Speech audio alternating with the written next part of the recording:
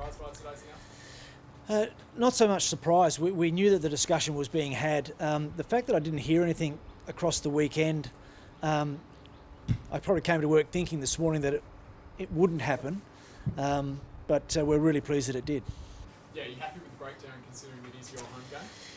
Look, yeah, as the host of the showdown, it's fantastic to be able to get as many of our supporters and members into the game as we possibly can.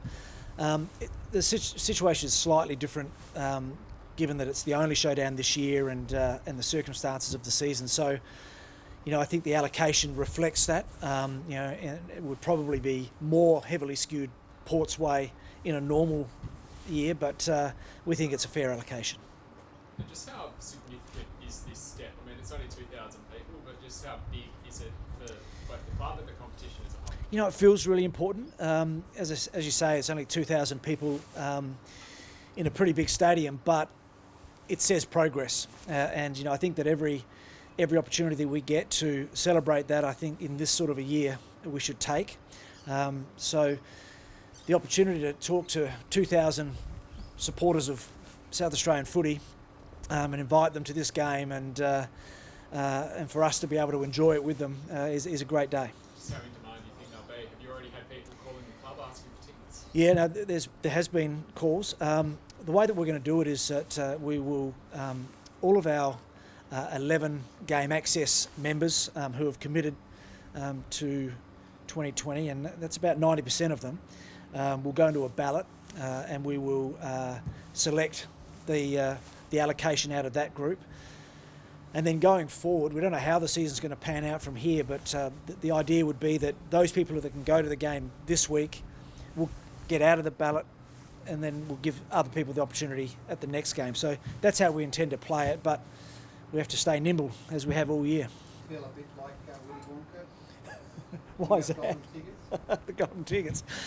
Well, it's gonna be a ticket of significance. I think as we look back on this year and this game, it'll be one that you'd want to keep and pin to your board. They're always big games. This one's even bigger, I think.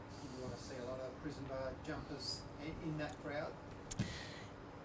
Yeah, I would like that. I think that our members have really embraced the idea of wearing the prison bars as has been really obvious. It's a celebration. It's a Guernsey for our people, and I'm sure they'll be really well represented. 1,500 singing "Never Tear Us Apart." Is that will happen? Sound like? That'll sound relatively sparse, but we'll make a lot of noise, I'm sure, and there's no doubt "Never Tear Us Apart" will be part of the pre-game. The hub will probably just be a 3-week hub now. Is that? Do you feel like it's a step in the right direction for client play?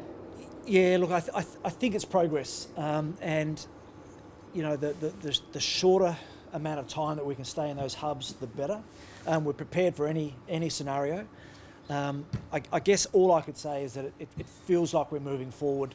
There seems like there's a greater degree of confidence amongst the health authorities and the government in regards to easing of these restrictions, and we're very hopeful about that. Thanks, Cody. Just one more, sorry. Scratch match. The Mark's talked about scratch match between those not selected from Crows and Port. Is that something that can go ahead on Sunday?